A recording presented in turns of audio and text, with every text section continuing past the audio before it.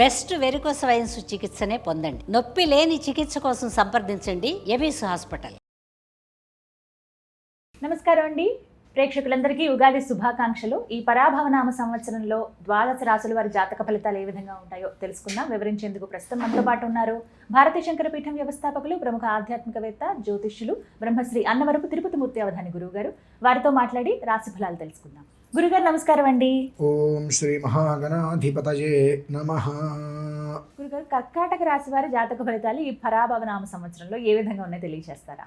ప్రతిదానికి మూలం చాలా ఇంపార్టెంట్. వేరు సరిగ్గా ఉంటే మొక్క బాగుంటుంది. మొక్కప్పుడు దాన్ని జాగ్రత్తగా కాపాడితే అది వృక్షమై ఫలాలు ఇస్తుంది. ఆ వేరును సరిగ్గా చూసుకోవడం అనేటువంటిది కర్కాటక రాశి వారికి ప్రధానం. ఇన్ని సంవత్సరాలు గడిచింది ఒకటైతే ఇప్పుడు గడవబోయేది ఒకటి. అదేంటండి అంటే కర్కాటకానికి అధిపతి చంద్రుడు. మరి ఇద్దరికి శత్రువు ఉంది. బృహస్పతికి చంద్రుడికి మంచి శత్రుత్వం. పరాభవనామ సంవత్సరంలో ఇంచుమించుగా మొత్తం పరాభవాలే ఉన్నప్పటికీ కూడా కొంతమందికి దాని ప్రభావం ఎక్కువ ఉంటుంది అనడానికి మనం వృషభ రాశి గురించి చెప్పుకున్నాం. అలాగే ఇంచుమించుగా అటువంటి స్థితే కర్కాటక రాశికి కూడా ఉందమ్మా. ఎందువల్లనంటే వెన్నుపోట్లు. వృషభ రాశి వారికి ఏమో వాళ్ళని నమ్మిన వాళ్ళకి వెన్నుపోట్లు. అంటే ఎట్లా వృషభ రాశిని మనం నమ్మాం అనుకోండి, వాళ్ళు మనల్ని వెన్నుపోటు పొడుస్తున్నారు. కర్కాటక రాశి వారు ఎవరినైతే నమ్ముతారో ఆ రాశి వాళ్ళని ఎదుటి వాళ్ళు వెన్నుపోటు పొడుస్తారు, పొడిపించుకుంటారు పాపం వాళ్ళు. ఆ రకంగా మన అనుకున్న ప్రతి ఒక్కళ్ళ చేత వాళ్ళు ఇబ్బందులు పడాల్సిన పరిస్థితి వస్తుంది. ఎవరైతే కనుక నిజంగా వాళ్ళ క్షేమాన్ని కోరుతారో వాళ్ళని వీళ్ళు నమ్మలేరు. కర్కాటక రాశి వారి యొక్క జీవితం ఇలా ఉంటే బాగుంటుంది అనేటువంటి క్షేమాన్ని కోరితే పూర్తి స్థాయిలో వాళ్ళని వీళ్ళు నమ్మలేరు. ఏమో ఏం జరుగుతుందో మనకి ఎందుకులే అన్నట్టుగా వీళ్ళు.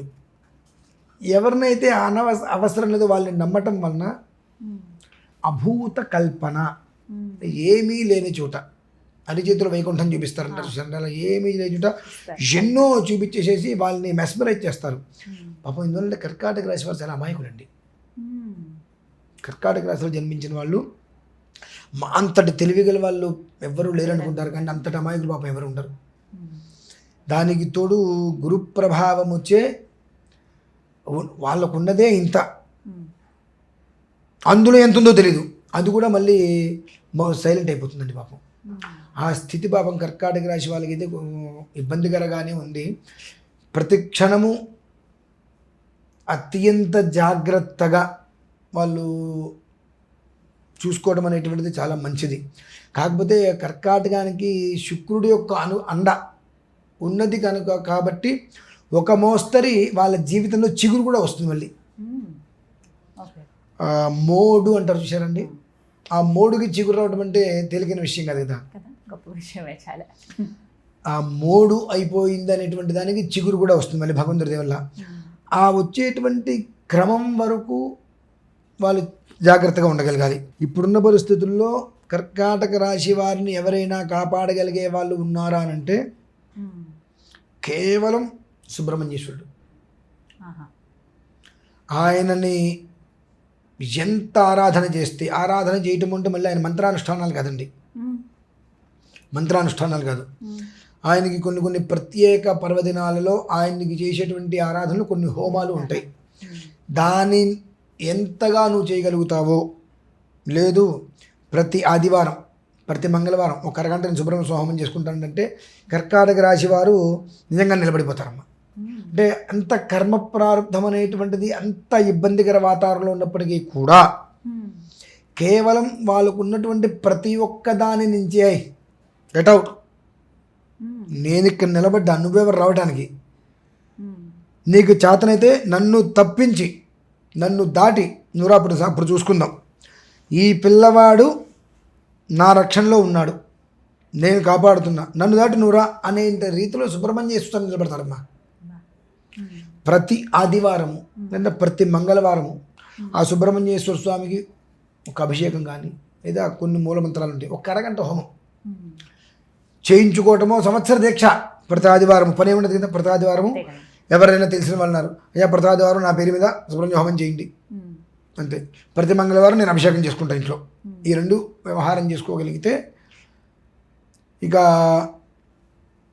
నువ్వు ఏదైనా చెయ్యి, ఎవరినైనా కొట్టు, ఏదైనా చెయ్యక నీకు ముందు ఆయన నిలబడతారు. వేలాయుధం అది పట్టుకుని నిలబడ్డాడు. నీకు చాతన ఏం చేసుకున్నాను, నువ్వు దాటు. అతను ఏం చేశాడో అనవసరం, నన్ను కాపాడమని అడిగాడు, నన్ను పట్టుకున్నాడు. అతను నన్ను వదిలేంత వరకు అతను నేను కాపాడతా, అతను నన్ను వదిలితే నేను చేయగలిగేది ఏం లేదు అనేటువంటి బలంగా సుబ్రహ్మణ్యేశ్వర స్వామి ప్రొటెక్షన్ ఇస్తాడు అమ్మాయికి.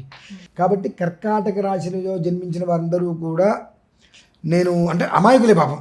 నేను ఇంత తెలియగలవాడిని, నాకు ఇన్ని తెలుసు, నేను ఇన్ని మాట్లాడానేటువంటివి కాకుండా ఏది వచ్చినా అలా వస్తే మనం తల ఉంచు, అలా వెళ్ళిపోతుంది. ఆ తర్వాత నువ్వు హ్యాపీగా ఉండగలుగుతావు. నా అంతటి వాడు ఇక్కడ వస్తుంటే అలా వస్తుంది ఎదురుకుండా అని అన్నావు అనుకోండి, అది అంతే బ్రహ్మాండంగా. కాబట్టి తల వంచడం వలన కిరీటం కింద పడిపోవట్లా, నిలబడుతున్నావు. అర్జునకి నా బాణం వేస్తే అర్జునుడికి కిరీటం పడిపోయిందిట. వెంటనే శ్రీకృష్ణుడితో, బావా నా కిరీటం కింద పడిపోయింది, కిరీటి అనేటువంటి పేరు నాకు పోయిందంటే, ఒరే కిరీటం పోతే పోయింది, కంఠం బాగుంది కదా అన్నట్టు. ఆ తలకాయ కంఠం ఉంది కదా, నీకు కంఠానికి గురి పెట్టాడు, నేను రథం కిందకి దించా కాబట్టి కిరీటం కొట్టేసింది. కాబట్టి నువ్వు మళ్ళీ కిరీటం పెట్టుకోవచ్చు, ఆ కంఠము ఆ మెడ ఉంటే నువ్వు దానికి ఎంత అలంకారం చేసుకోవచ్చు, అక్కడికి సంతోషపడి కిరీటం పోయిందని ఏడవకు అని అన్నట్టు. అట్లాగే మనకి ఏదో ఉందనే విషయాన్ని పక్కన పెట్టి ఏదున్నా టైం మంది కాదు అనుకుని సుబ్రహ్మణ్యేశ్వర స్వామి ఆరాధన చేసుకుంటూ ఒక్కసారి జాతక పరిశీలన చేసుకోవడం చాలా అత్యంత శ్రేయదాయకం.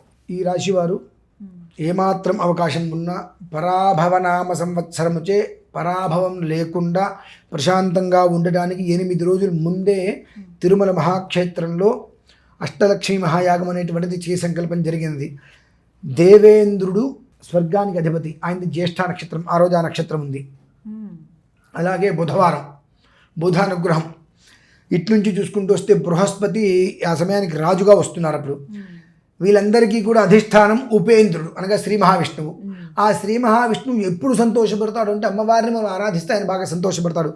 ఆ కారణం చేత తిరుమల శ్రీవారి యొక్క పరిసరాలలో అష్టలక్ష్మి మహాయాగం అనేటువంటిది సంకల్పం జరిగింది కనుక ప్రత్యేకంగా ప్రతి ఒక్కరూ కూడా ప్రత్యక్ష పరోక్షంగా కానీ ఆ ఒక మహాకర్తులో పాల్గొనగలిగితే ఆ పరాభవము అనేటువంటి నామం నుంచి బృహస్పతి యొక్క అనుగ్రహం కలిగి ఆ శ్రీ మహావిష్ణువు తోడి ఉండి పరాభవము అనేటువంటి దాని నుంచి మనల్ని ఏమాత్రం అవకాశం దూరంగా ఉంచడానికి చాలా అవకాశం ఉంది కనుక అది దృష్టిలో ఉంచుకొని 12 రాశుల వారి కోసం ప్రత్యేకంగా నిర్వహిస్తున్నటువంటిదే ఈ యొక్క అష్టలక్ష్మి మహాయాగం 11వ తారీఖు మార్చి. అందరూ పాల్గొనొచ్చు కదండి, ప్రతి ఒక్కరూ పాల్గొనవలసిందే. 27 నక్షత్రాల వారు తప్పకుండా పాల్గొని తీరవలసిందే. దీనివలన వాళ్ళకి జరిగేటువంటిది ఆ రోజు నుంచే, ఎప్పుడో కాదండి, ఆ రోజు నుంచే యుగాదిలోపు రోజుకు ఒక రకమైనటువంటి ఆనందాన్ని వాళ్ళు చూడగలుగుతారు. అది మాత్రం నేను ఖచ్చితంగా చెప్పగలనమ్మా. 1,000,000 విప్పపూలతో హోమం చేస్తున్నా. అద్భుతం. మామూలుగా ఏదో 1 కిలో 10 కిలోలు కదమ్మా, 1,000,000 విప్పపూలతో ఎందుకు హోమం చేస్తున్నానంటే ఆ పరాభవన సంవత్సరం ఏ స్థాయిలో ఉందో తెలుసు కాబట్టి. విప్పపు అంటే మధుపుష్పం అంటారు, అమ్మవారికి అత్యంత ప్రీతికరమైనటువంటిది. ఆ అమ్మవారి ప్రీతికరమైన పదార్థాల్లో అమ్మవారిని సేవించి తద్వారా శ్రీ మహావిష్ణువు యొక్క అనుగ్రహంతో రాజుగారి యొక్క ఆశీస్సులతో క్షేమంగా ఉండాలి అని ఉద్దేశ్యం. చక్కగా వివరించారు. ధన్యవాదాలు గురుగారు.